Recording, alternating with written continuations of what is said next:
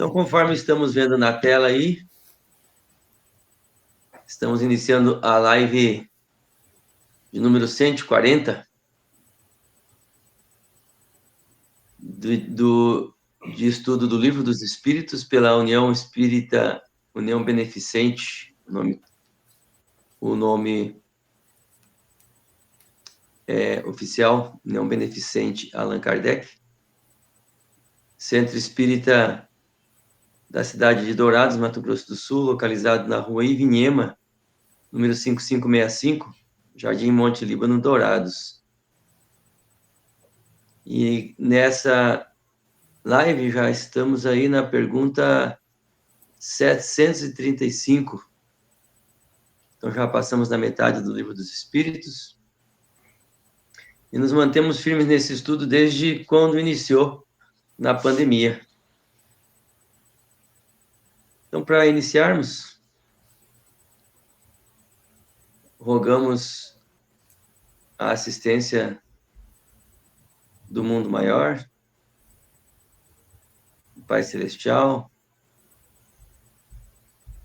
de todos quantos possam estar conosco, nos acompanhando, nos intuindo, nos motivando.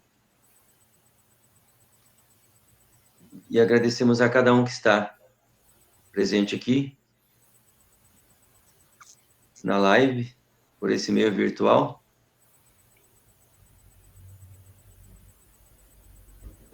Agradecemos ao Pai Celestial por todos os recursos providos, por essa oportunidade, por tantas outras. E rogamos todo o amparo para que possamos, melhor possível, aproveitar, dentro das nossas condições, é lógico, possamos aproveitar ao máximo esse momento de estudo, que seja mais um momento de elevação intelectual, que nos possibilite elevação moral, seja um momento, acima de tudo, fraterno. Que assim seja. Que assim seja. Muito bem. Vamos ao estudo. Sejam todos bem-vindos e bem-vindas. Hoje, como João Dalmolin falou, 735. Nós já começamos esse título já nas reuniões anteriores. E hoje nós vamos dar sequência, que ele vai da 728 até a 736. Destruição necessária e destruição abusiva. E vamos à pergunta. Começamos por quem a leitura e comentários? Pode ser eu mesmo. 735. Que se deve pensar da destruição quando ultrapassa os limites que as necessidades e a segurança traçam? Da caça, por exemplo, quando não objetiva, senão o prazer de destruir sem utilidade? Predominância da bestialidade, nossa, sobre a natureza espiritual. Toda destruição que excede os limites da necessidade é uma violação da lei de Deus. Os animais só destroem para a satisfação de suas necessidades, enquanto o homem, dotado de livre-arbítrio, destrói sem necessidade. Terá que prestar conta do abuso da liberdade que lhe foi concedida, pois isso significa que cede aos maus instintos. Bom, meus queridos irmãos, aqui quase não tem nada a comentar, porque está muito bem explicadinho. E, aliás, até há um certo desequilíbrio, né? Dizem, não sei, mas essas enxames de gafanhoto que destrói as plantações é um desequilíbrio da natureza, né? Quando você desequilibra a natureza, os bichinhos saem do habitat natural e causam algum mal. Os rios, por exemplo, que inundam, O problema é aquela desmatação na beirada do barranco, né? Então, o homem, às vezes, não querendo falar mal, né? Lógico. Né? Mas tem cidades aí que inunda, né? O estado inteiro inunda. É uma calamidade, porque eles cortam a mata na beirada do rio e constrói casa para morar ali, né? Aí, quando chove, enche o rio, não tem como a terra absorver a água e acontece o exagero. Então, a gente até acha assim uma palavra pesada, bestialidade, mas é mesmo, né? E aqui ainda fala, eles cumprimentam aqui os animais, né? Você vê um bicho brabo, né? Igual onça, leão e outros animais, né? Mas eles só matam para se alimentar. Enquanto nós já não. Tem gente que mata por belo prazer de derrubar o bichinho lá que está voando, dá um tiro, derruba. É a caça predatória, né? E a gente é dotado de livre-arbítrio. Mas tem que ter um certo equilíbrio. E não é à toa que a doutrina fala que a gente tem que ter a fé raciocinada. Tudo que é demais passa os limites é abuso, né? Mais ou menos isso, Dilon. Certo? Nós já tínhamos começado a comentar isso aí na passada, né? Vocês devem estar lembrados. Até comentamos um pouquinho sobre a questão dos instintos, né? Ficamos a questão assim, instinto, maus instintos. Como assim maus instintos, né? Deve estar lembrado. Então tá. Ficamos por aqui, vamos para a próxima? Ou alguém quer complementar a ideia? Acho que dá para avançar aí, né? Porque, como o Orlando disse, dá para comentar mais, né? Tem comentários a fazer, mas não sei se vai acrescer muita coisa. Alguma coisa relevante aí. Vamos para o próximo, então. 736. Sou Maurício ou João Dom? Pode ser eu. Okay. Especial merecimento terão os povos que levam ao excesso o escrúpulo quanto à destruição dos animais? Ou esse excesso no tocante a um sentimento louvável em si mesmo se torna abusivo e o seu merecimento fica neutralizado por abusos de muitas outras espécies.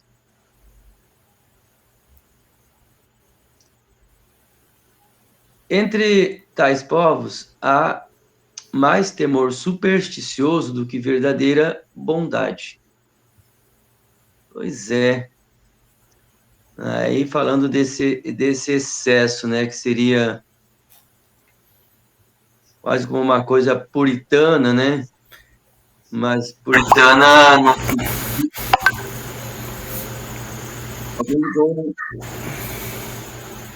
Um dispositivo a mais está no retorno. Hein? É o meu?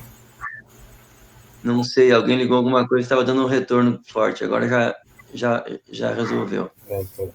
Então, esse excesso aí, que uma coisa puritana no sentido de cumprir bem demais um preceito moral, né, tá dizendo aí que acaba perdendo o mérito, porque se torna um desequilíbrio, e tudo precisa de um equilíbrio. Então, o sentimento é louvável em si mesmo, mas se torna abusivo no sentido, então, de que não se pode fazer nada, não se pode comer nada, né?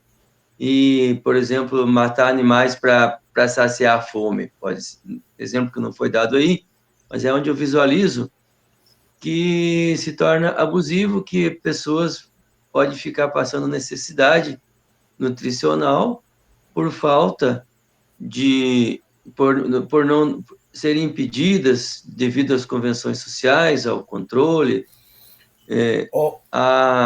de abater, né? De consumir Ou a questão as até carnes dos animais. da religiosidade, né? Na Índia, a vaca, né? Não pode Sim, como é que é? Ele é considerado animal sagrado. sagrado na Índia, né? É um dos Uhum. povos que. Na Bíblia também, no Velho Testamento, tem vários tipos de alimentos que são proibidos, né? No Velho Sim. Testamento. Então, cria É, esse medo porque Deus castiga se usar.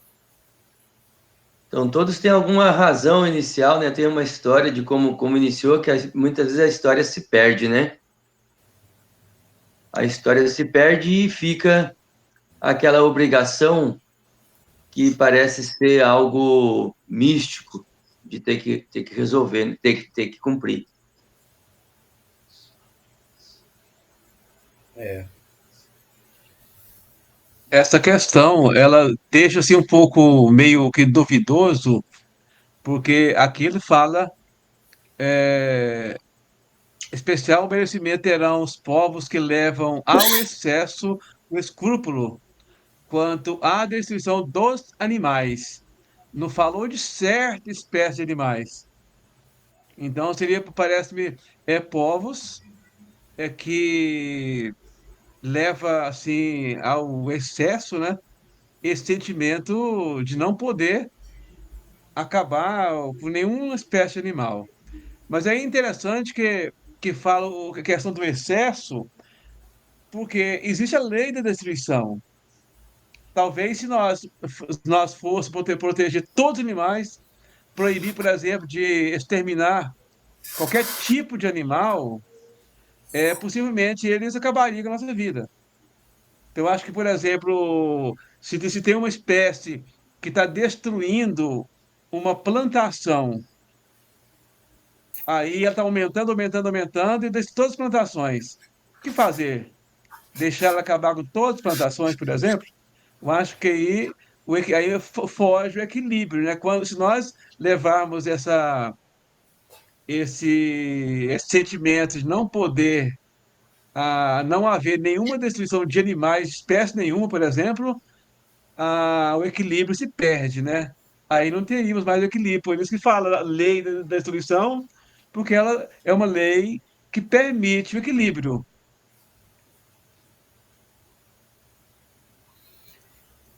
Quando a gente fala em lei, né, tá falando sobre a questão envolvendo a razão, né, racionalidade, né? A lei de Deus ela tem a ver com a razão, a lei de Deus, controle. Para frente, próximo. Acho que agora essa é a última desse título. E aí nós vamos já para o próximo título, né? Flagelos destruidores. Flagelos destruidores. E a primeira pergunta é a 737, seu Maurício. Com que fim fere Deus a humanidade por meio de flagelos destruidores? Resposta: para fazê-la progredir mais depressa.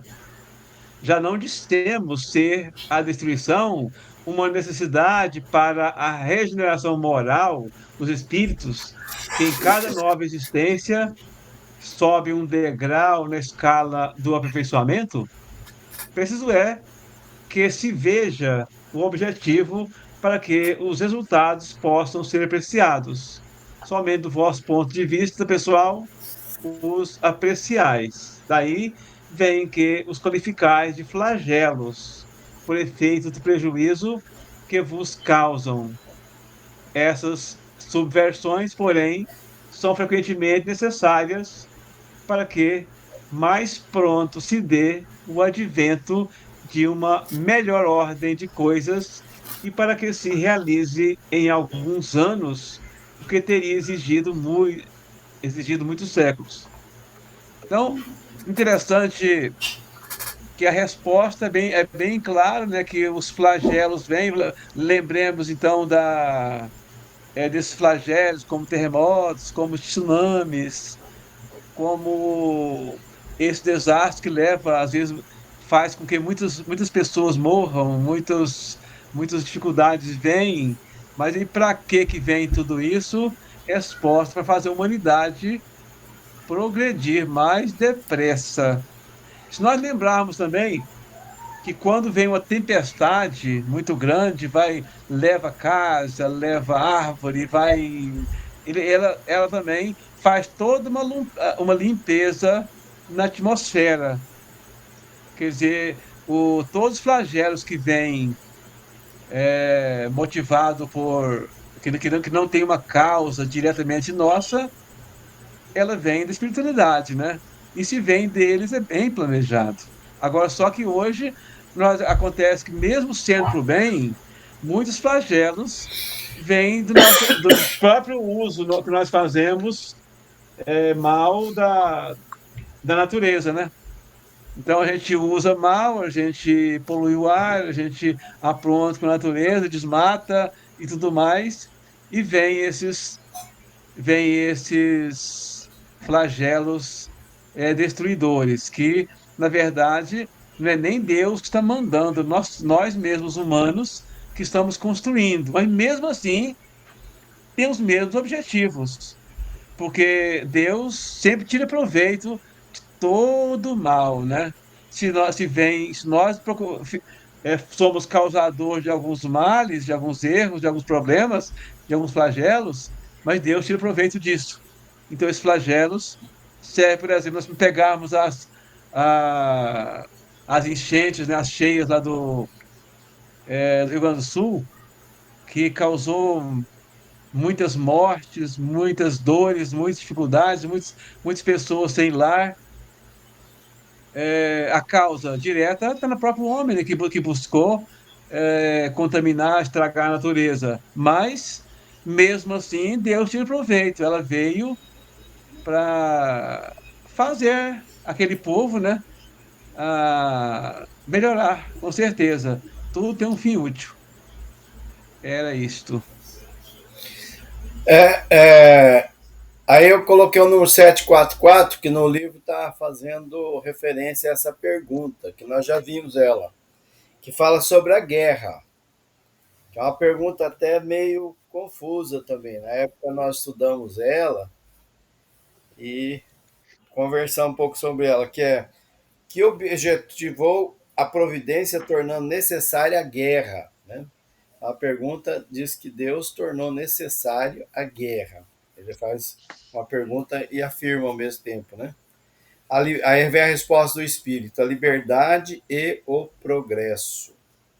Depois tem a 744A, que fala assim, ó, desde que a guerra deve ter por efeito produzir o advento da liberdade, como pode frequentemente ter objetivo e resultado escravização?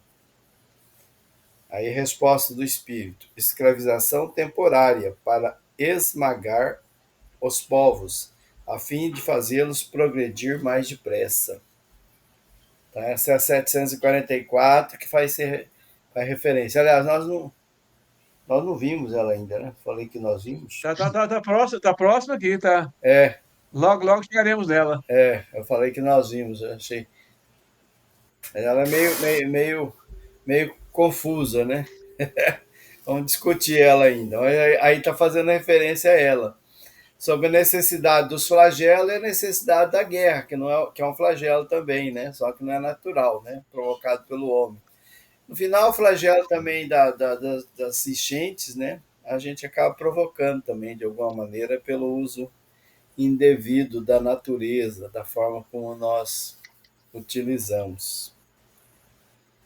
Como a gente vive aqui na Terra e dá muita importância à matéria, isso aí fica meio assim, né? Como assim? É necessário, né? Como assim é necessário?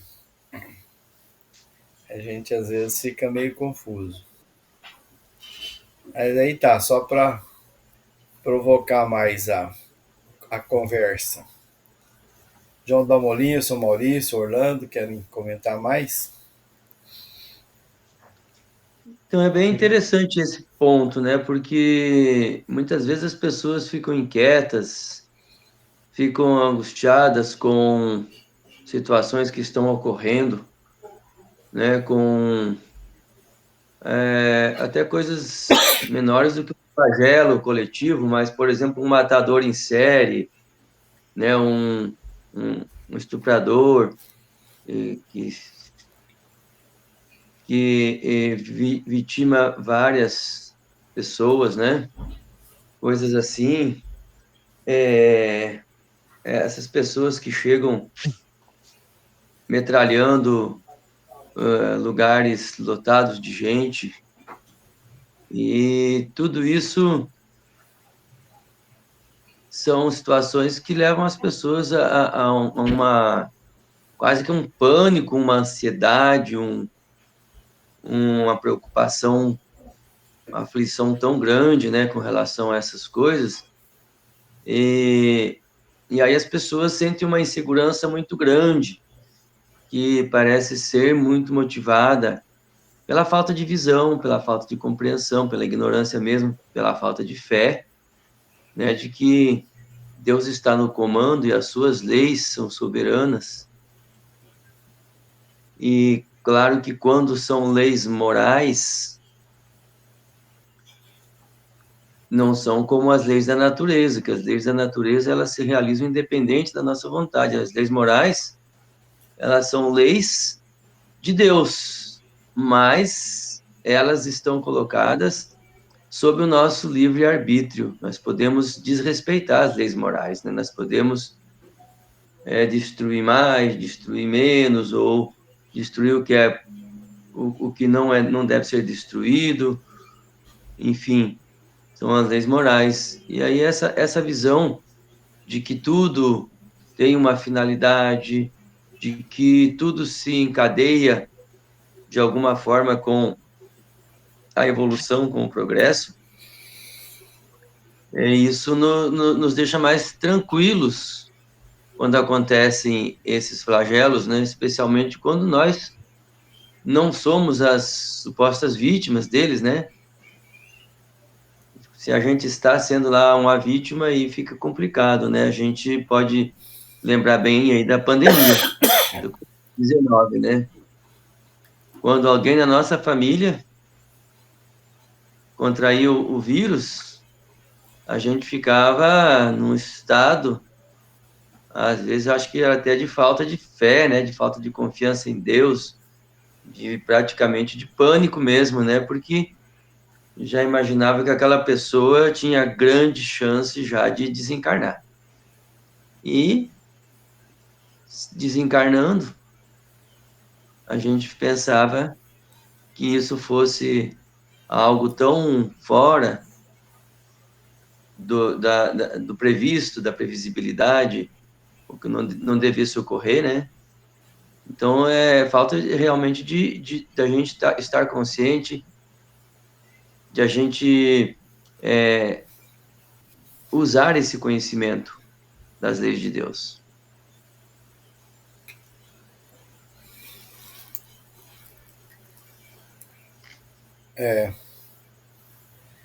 A gente às vezes precisa passar pelas dificuldades que nós mesmos provocamos para aprender a fazer a coisa certa, né? Regeneração moral é isso.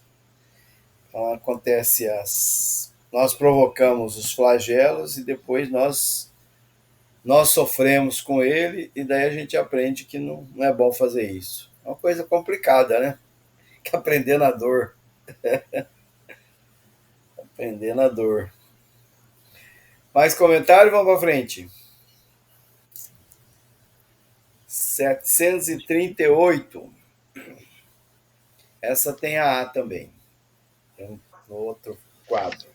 Para conseguir a melhora da humanidade, não podia Deus empregar outros meios que não fossem os flagelos destruidores? Aqui podia colocar assim, a dor faz o sapo pular, né? Gemer. Pode e os emprega todos os dias, pois que deu a cada um os meios sobre o conhecimento do bem e do mal. O homem, porém, não se aproveita desses meios. Necessário, portanto, se torna que seja castigado no seu orgulho e que lhe faça sentir a sua fraqueza. Aí a ela fala assim: mas nesses flagelos, tanto sucumbe o homem de bem como o perverso. Será justo isso? Olha que pergunta, hein? Nesses flagelos, tanto sucumbe o homem de bem como aquele homem que é perverso. Será justo isso? Durante a vida, o homem tudo refere a seu corpo. Entretanto, de maneira diversa, pensa depois da morte. Ora, conforme temos dito, a vida do corpo bem pouca coisa é. Um século no seu mundo não passa de um relâmpago na eternidade. Logo, nada são os sofrimentos de alguns dias ou de alguns meses, de que tanto se queixam. Representam um ensino que se dá e que se servirá no futuro. Os espíritos que persistem e sobrevivem a tudo, formam o mundo real. Esses, os filhos de Deus, são objeto de toda a sua solicitude. Os corpos são meros disfarces, com que eles aparecem no mundo, por ocasião das grandes calamidades que dizimam os homens. O espetáculo é semelhante ao de um exercício, cujo soldado, durante a guerra, fica com seus uniformes estragados, rotos ou perdidos. O general se preocupa mais com os seus soldados do que com o uniforme deles. Quer dizer, aí eu dou uma explicação que todo flagelo, todo o sofrimento, primeiro que ele é necessário, porque a gente só vai aprender pela dor, né? Agora, Deus dá outros meios, né? Tanto é que ele te dá o livre-arbítrio, te dá a inteligência. Por exemplo, eu gosto muito de falar uma coisa muito, muito simples. Quando você mata, você não vai preso? Quer lugar mais horrível do que uma cadeia? Não é? Ah, Deus me livre. Deve ser muito, muito cruel você ficar preso ali naquele cubículo, né, sem ver a luz do dia. Passa dia, passa mês, passa ano e você ali preso. Mas antes de você cometer o crime, você não sabia que poderia acontecer isso? Sabia, você tinha consciência. Por quê? Porque você tem inteligência. Você não vai pegar a sua mão e colocar dentro de uma frigideira com óleo fervendo lá, fritando. Você sabe que queima, né? É a mesma coisa. Você sabe que você vai preso. Mas você faz. Aí você tem o livre-arbítrio de fazer ou não fazer. Então, a última coisa que você deveria tomar consciência é não fazer. Porque você vai colher a consequência daquilo. Então, a gente sempre é consciente naquilo que a gente faz e sabe o que é certo e o que é errado. Não pode alegar ignorância e falar, não, eu não sabia. Sabe sim. Todos nós sabemos aquilo que é certo e o que é errado. Eu acho que na Terra o ser humano é a espécie mais privilegiada nesse sentido, né? Que a gente sabe, a gente tem consciência. Lá, por exemplo, decreta lá uma guerra, né, igual está acontecendo lá na Ucrânia com a Rússia, sei lá. Mas será que eles não sabiam que ia morrer muita gente? Irmãos, companheiros de país lá, né? Uns matando os outros. Então, mas antes tem inteligência para saber que é um mal terrível. E esse mal, inclusive, vai para outras vidas. Porque na outra existência você vai colher também aquilo que você fez aqui na Terra. A tua condição não vai ser boa. Essa tem a B também, Orlando, ó. E ainda tem o comentário de Kardec. Mas nem por isso as vítimas desse flagelo deixam de o ser. Se vocês considerassem a vida qual ela é, quão pouca coisa representa com relação ao infinito, menos importância daria. Em outra vida, essas vítimas acharão ampla compensação aos seus sofrimentos se souberem suportá-la sem murmurar.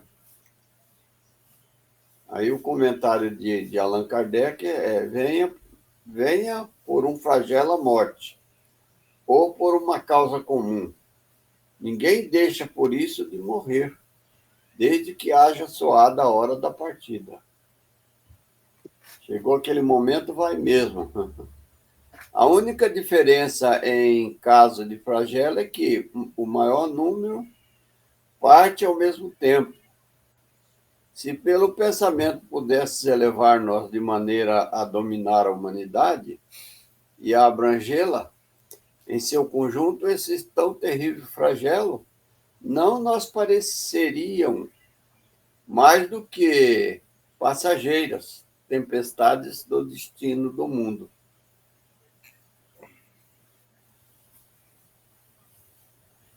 Porque, no fundo, eles fazem uma colocação, né? Ele faz uma colocação aí. O cara cometeu um erro lá e, às vezes, morre um montão de gente. Não estaria errado esses que estão morrendo, que não foram eles o causador do acidente lá, do desastre? Então, diz que todos nós temos uma dívida, um jeito de passar para a vida espiritual, né? De morrer, como se diz. Ele não morre, desencarna, né? Então, estava na escrita que eles iam passar por isso. Nós íamos passar por isso. Tanto é que esse flagelo aí do Covid, que às vezes entra numa casa, mata ali 3, 4 e vai. 1, 2 não vai, fica ali, permanece. Eu digo o seguinte, eu vi muitos amigos meus, conhecidos, que desencarnaram de Covid, parentes, né? E eu e Vilon, nós estamos aí ainda, né, Vilon? Não fomos. Quer dizer, vai aquele que realmente tem que ir mesmo, está escrito lá na prancheta, você vai passar por isso. E vai viver tantos e tanto tempo. Então, chegou aquele momento, não tem conversa, você vai mesmo. Agora, é passageiro. Que a gente fala, mas sofreu aí 3, 4, 5 anos, né? O meu avô, ele ficou muito tempo sofrendo com o problema da doença de Parkinson, né? Acho que ficou bem uns 5, 6 anos, né? Doença de Parkinson.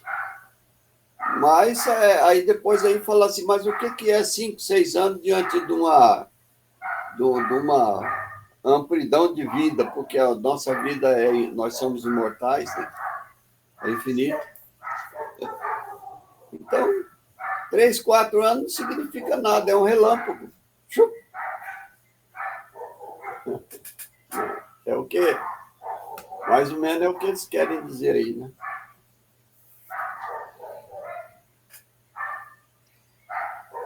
Essas 3 perguntas, né? No final, uma só, elas são bastante assim, interessante, né? Primeiro ele fala, por que Deus castiga? Né? Por que Deus castiga mandando os flagelos que destrói a gente? E depois ele falou, mas o Espírito aqui responde, né? Que é para o progresso, para avançar. Ele falou, mas aí ele pergunta de novo, mas não teria uma outra maneira, né? Uma coisa menos dolorosa, menos sofrida? E aí ele responde, sim, tem, ele emprega, mas o homem, por orgulho, não faz. E no final também ele fala, mas nesses flagelos, o bonzinho, o bom e o malvado também morrem, né? Isso não é justo. Isso é justo? Ele pergunta. É interessante a forma como é construída as perguntas, né? É. Vamos lá, comentários. E é interessante isso aí, porque a gente sempre analisa o Kardec, né?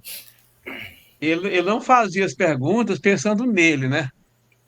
Ele fazia perguntas pensando em nós, que somos os leitores, né? Estudiosos, que busca compreender a doutrina espírita. Ele fez para a humanidade.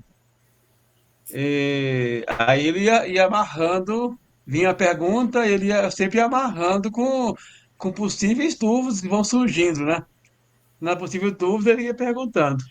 Mas aqui é interessante que é essa questão de ser justo, né?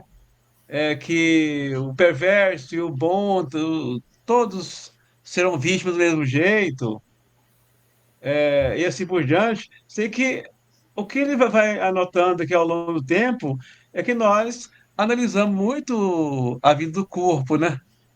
Esquecemos de nós, como o Orlando falou, do ser imortal que somos, né? Nós somos seres imortais.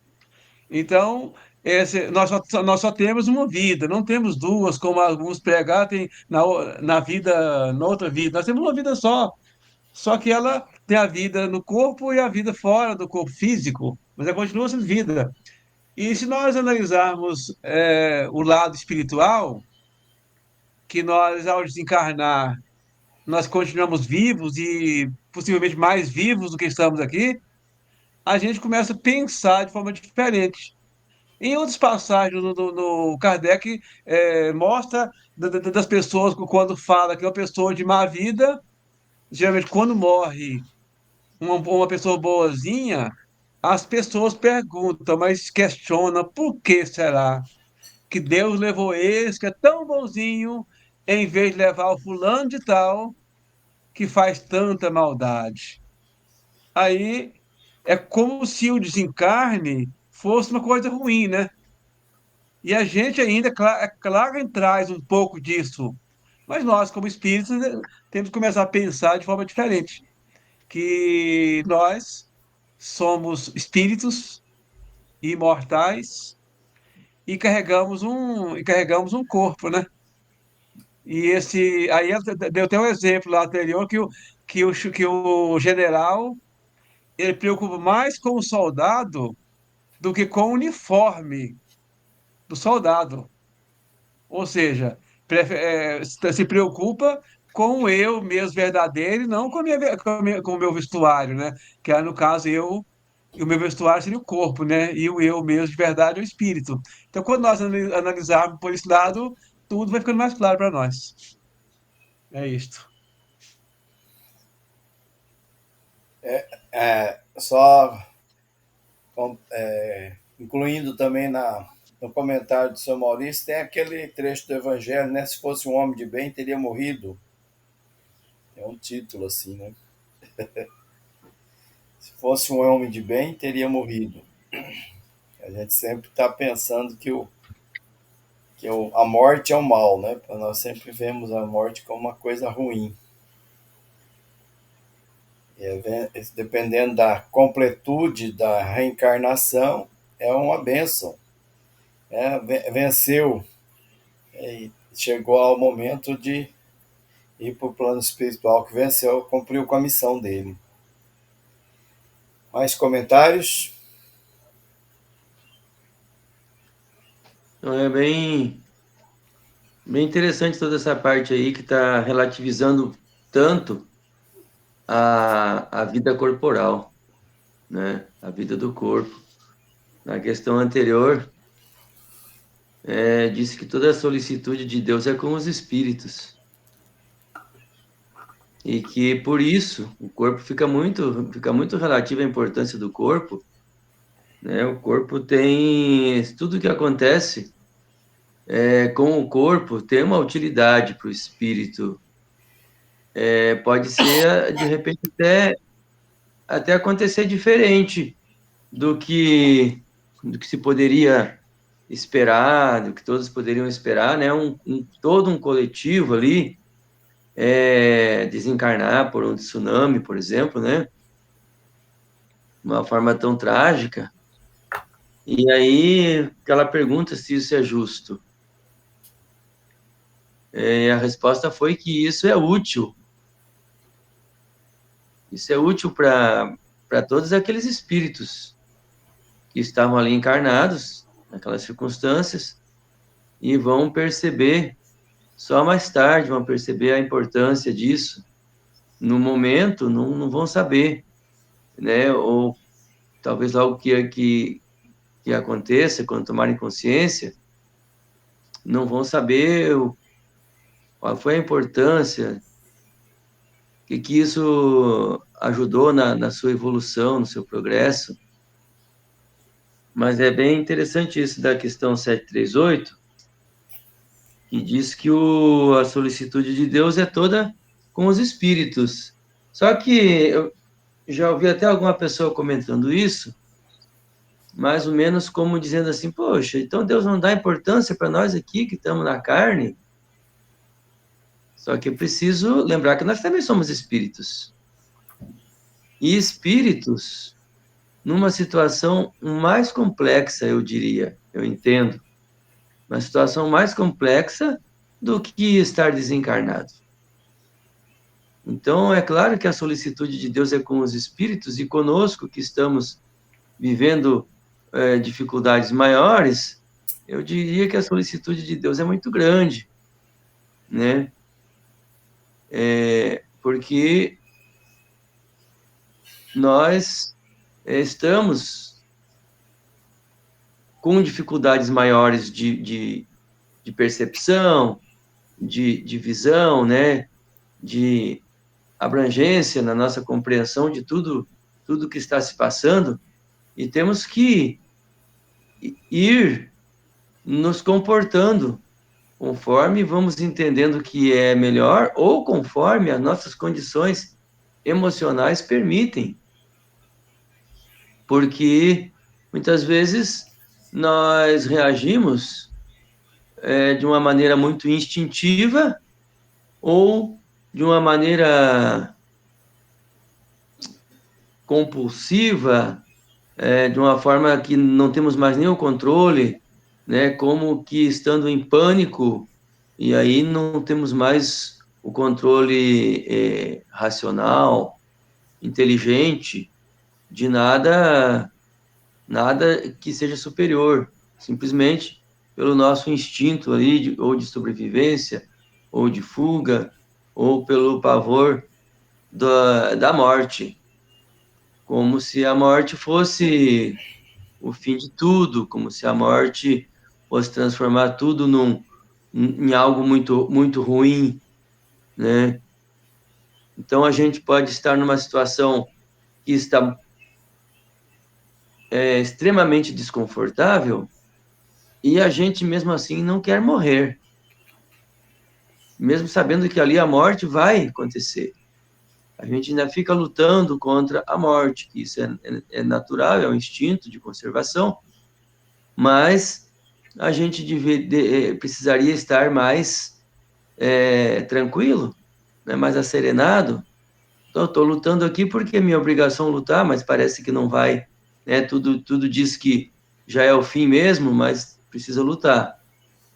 Então, acho que esse espírito ele estaria mais tranquilo, né? Mais entregue, mais confiante em Deus, que está no controle de tudo e que os seus desígnios só nos encaminham para o bem, o progresso. Na 738, o A, né, ela faz referência aí à questão 85, que nós vimos lá no começo, no mundo normal primitivo, que é qual dos dois? É uma pergunta que Kardec faz. Qual dos dois? O mundo espírita ou o mundo corpóreo? É o principal na ordem das coisas. Aí o espírito responde: o mundo espírita, ele preexiste e sobrevive a tudo. A gente estuda isso aí e vive repetindo e se repete isso, mas na hora do vamos ver, a gente sempre, não, falo por mim, né? Dá mais importância ao mundo que à vida que eu estou vivendo agora, né? Tanto é que eu gosto muito da minha vidinha aqui encarnada, não quero ir tão cedo, não. Gosto daqui. Então a gente sempre repete isso, mas parece que a gente não se convence muito da importância que é o mundo espírita, da importância daquilo que a gente fala, né, e estuda, ensina e aprende, né, que o mundo espírita é o mais importante, né, que a pessoa que parte, se ela foi uma pessoa de bem aqui, ela vai ser recebida lá com júbilo, né, e que cumpriu com a sua missão e tudo mais. Mas ainda é difícil, né? Quando a gente vê as perguntas que Kardec faz sobre isso, né, diz o instinto de preservação, né, para que a gente valorize e não desvalorize tanto a vida presente. Mas não sei, ainda é assim. Só um desabafo. Mas tem uma lógica importante nisso, né? A vida, essa vida aqui, corporal, o uso desse instrumento corporal e das condições de que ele necessita para existir e para dar condições ao espírito de cumprir uma jornada, tudo isso está a serviço de uma melhor vida do espírito na sua condição normal, que é estar desencarnado. Então, a gente, no fundo, tem essa consciência de que isso aqui é muito importante, né? E aí, quando você diz assim, não tenho pressa, não, tenho vontade de ficar mais um tempo por aqui.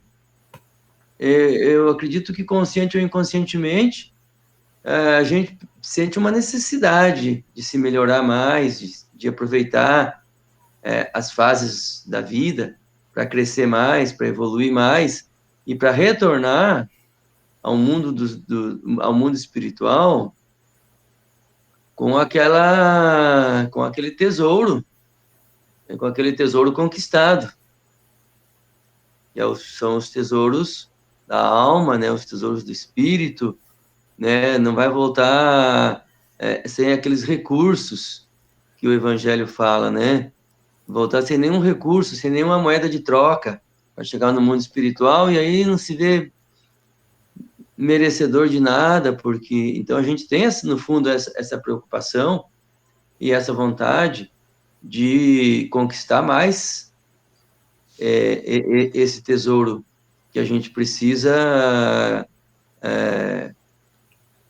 solidificar na nossa existência, para que a nossa vida como espírito também seja mais produtiva, também seja de mais conforto, né, de mais prazer.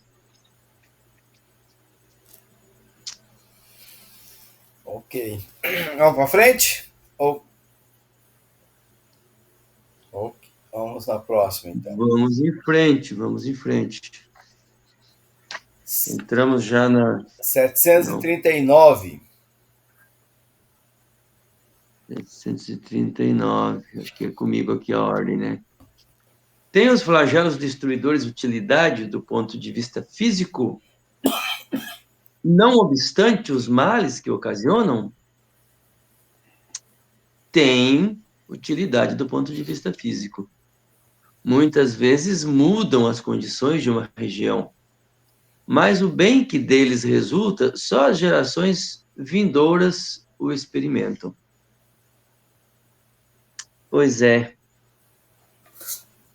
Então, me veio aqui uma memória que não sei se ajuda, mas, por exemplo, o vulcão de Pompeia, ele entrou em erupção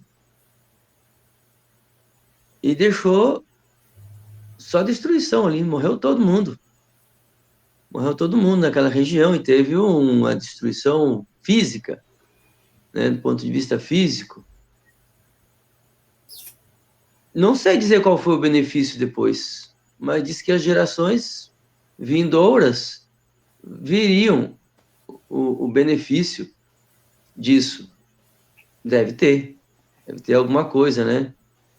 É o que diz. Então, por exemplo, quando é uma grande enchente, quando é uma grande tempestade que derruba muito, que destrói plantações, que destrói muita coisa, né? Mas, na verdade, está falando assim de uma mudança na natureza, né? Que seria realmente como um vulcão, como alguma coisa assim, né? Uma enchente muito grande, que muda a paisagem, que altera as condições, e vai ter um benefício. Aí está dizendo que vai ter, sim, sempre tem um benefício.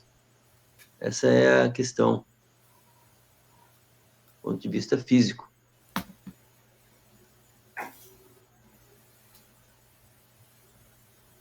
Mais Se comentários? alguém, Hein? se veio aí para vocês algum exemplo mais prático? São Maurício falou alguma coisa anteriormente, né, sobre as enchentes, né? Renova a natureza, modifica. Não,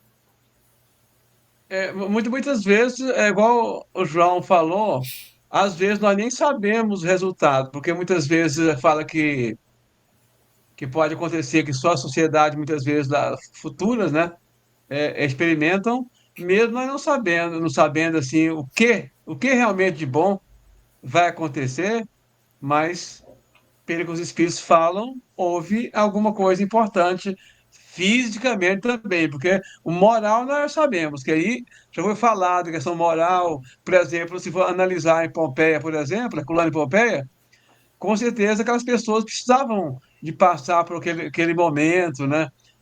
Tinham que desencarnar de forma coletiva, tinha todo um processo ali e para melhoria moral deles, né? Mas aí como eu disse aqui, ocasiona também utilidade do ponto de vista físico também. Embora a gente não tenha como determinar, né? Mas o caso, por exemplo, que a gente estava falando antes, porque sempre quando há uma tempestade de muito vento, por exemplo, embora derrube árvore, derrube telhado, por exemplo, mas ele faz uma devastação naquele ar poluído que está naquela região. E leva tudo. No outro dia, nesse caso, nem espera, né? Porque nem espera as futuras gerações. Esse caso aí, a, as pessoas mesmo estão ali né, que não desencarnaram vão receber também, então, as bênçãos da limpeza da atmosfera, do meio do ambiente que eles vivem, né?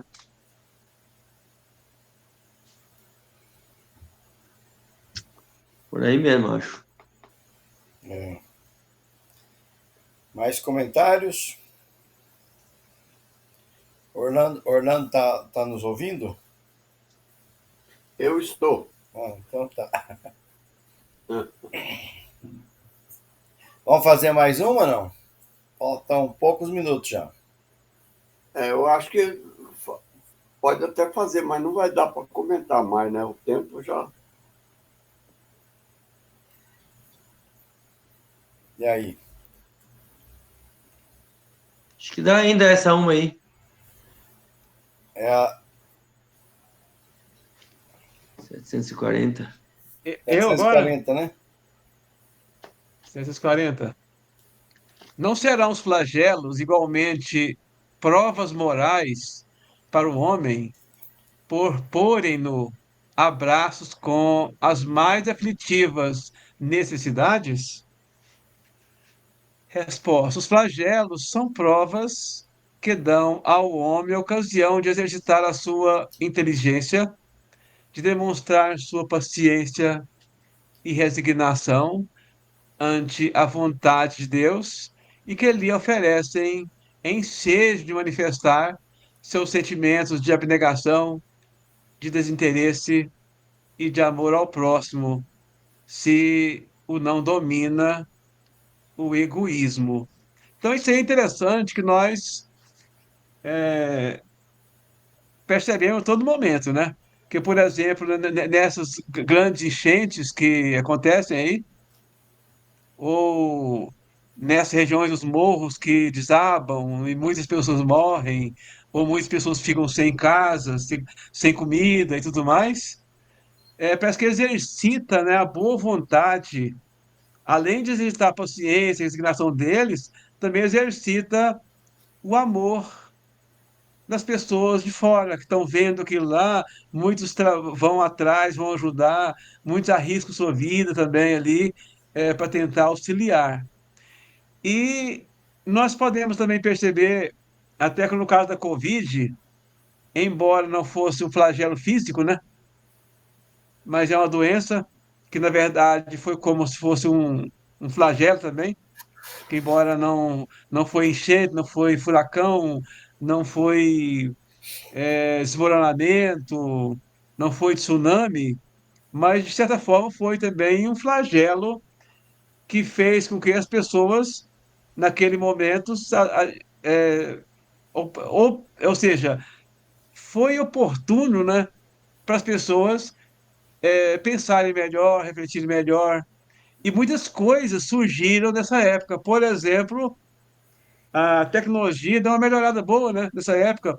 Por exemplo, esse transmissão que nós estamos tendo aqui ao vivo foi da Covid, né? Na época do Covid foi aperfeiçoando, embora já tivesse algumas formas de transmissão online, já tinha, né? Não foi só criado na Covid, mas foi aperfeiçoado. As pessoas começaram a buscar. Então, esses flagelos também eles oferecem a, o esforço, né, da pessoa para buscar melhorias, para buscar meios. As pessoas lutaram por buscar vacinas, por tentar tentando pesquisa para encontrar o remédio adequado e assim por diante. Foi uma luta grande. Então, tudo isso auxiliou, né? Que fala que exercita a sua inteligência, né? Então, a inteligência é exercitada quando vem essas provas duras. Aí demonstra paciência e resignação, então a gente tem é forçado, porque não tem como. Por exemplo, naquela época ficamos em casa, né? Não podia sair, principalmente os 60 mais, né? Foi até mandado para casa nos trabalhos públicos, trabalhar de forma online, por exemplo, home office, e a pessoa não podia sair, não podia ir ao supermercado, e ele tinha que exercitar ali a paciência, a resignação. Então, isso são provas, né, que Deus nos auxilia, né, para a gente encontrar melhores caminhos para a nossa caminhada. É isto. Não deve ter mais tempo, mas provas morais têm respostas positivas e negativas, né? E aí o Maurício falou aí de várias respostas positivas, e nós sabemos das respostas negativas que as pessoas também deram, foram oportunistas, né? Foram saquear os lugares onde a água encheu, foram desviar os recursos públicos destinados à solução da pandemia, né? E coisas assim. Então, cada um responde, mas é importante que são provas morais, provas que ajudam a pessoa ou a se melhorar moralmente ou a se aproveitar da situação para exercer seus maus pendores ainda. Ok. Tá por conta. É João Dalmolin ou Orlando? Quem que é aqui? Então, pode ser qualquer pessoa do grupo aí para fazer o encerramento. O Dilon tem sempre um trabalho aí de coordenar, mas também pode.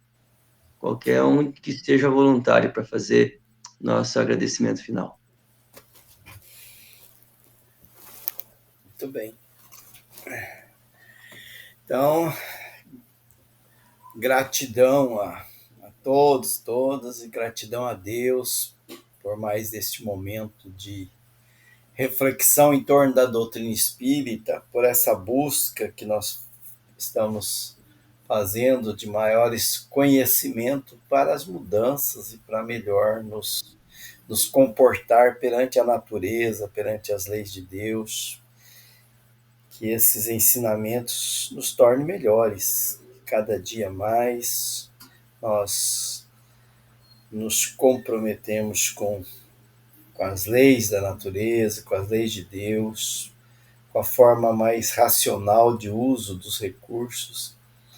Que essas reflexões dessa noite nos levem a caminhar mais de acordo com o amor do nosso Mestre Jesus Cristo.